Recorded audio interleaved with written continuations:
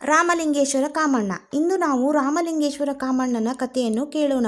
ಈ ಕಥೆಯು ಕನ್ನಡ ಹಾಗೂ ಇಂಗ್ಲಿಷ್ ಎರಡೂ ಭಾಷೆಯಲ್ಲಿದೆ. ಎರಡೂ ಭಾಷೆಯಲ್ಲೂ ನೀವು ಈ ಕಥೆಯನ್ನು ಕೇಳಬಹುದು. ಲಿಂಕನ್ನು ಡಿಸ್ಕ್ರಿಪ್ಷನ್ ಬಾಕ್ಸಲ್ಲಿ ನೀಡಲಾಗಿದೆ. ರಾಮಲಿಂಗೇಶ್ವರ ಕಾಮಣ್ಣ ಅಥವಾ ನವಲಗುಂದದ ಕಾಮಣ್ಣ ತುಂಬ ಪ್ರಸಿದ್ಧವಾಗಿರುವುದು.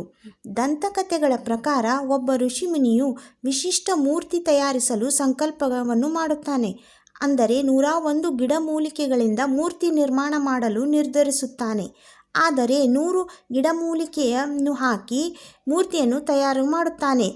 ಕೊನೆಯದಾಗಿ 101ನೇ ಗಿಡಮೂಲಿಕೆಯನ್ನು ಹಾಕಿ ಮೂರ್ತಿಯನ್ನು ತಯಾರು ಮಾಡುವ ಮೊದಲೇ ಆ ಋಷಿಯು ಇಲ್ಲವಾದನಂತೆ. ಅದರಂತೆ ಮೂರ್ತಿಯಲ್ಲಿ ಒಂದು ರಂಧ್ರವನ್ನು ಬಿಟ್ಟಿರುತ್ತಾನೆ. ಆ ಮೂರ್ತಿಯು ಪೂರ್ತಿ ಆಗುವುದೇ ಇಲ್ಲ. ದಂತಕಥೆಯ ಪ್ರಕಾರ ಒಂದು ವೇಳೆ ಮೂರ್ತಿ ಪೂರ್ತಿಯಾಗಿದ್ದರೆ ಆ ಮೂರ್ತಿಗೆ ಜೀವ ಬರುತ್ತಿತ್ತು ಎಂಬ ನಂಬಿಕೆ ಇದೆ. ಈ ರೀತಿಯ ಅನೇಕ ಕಥೆಯನ್ನು ಕೇಳಲು ಚಾನಲನ್ನು ಸಬ್ಸ್ಕ್ರೈಬ್ ಮಾಡಿಕೊಳ್ಳಿ.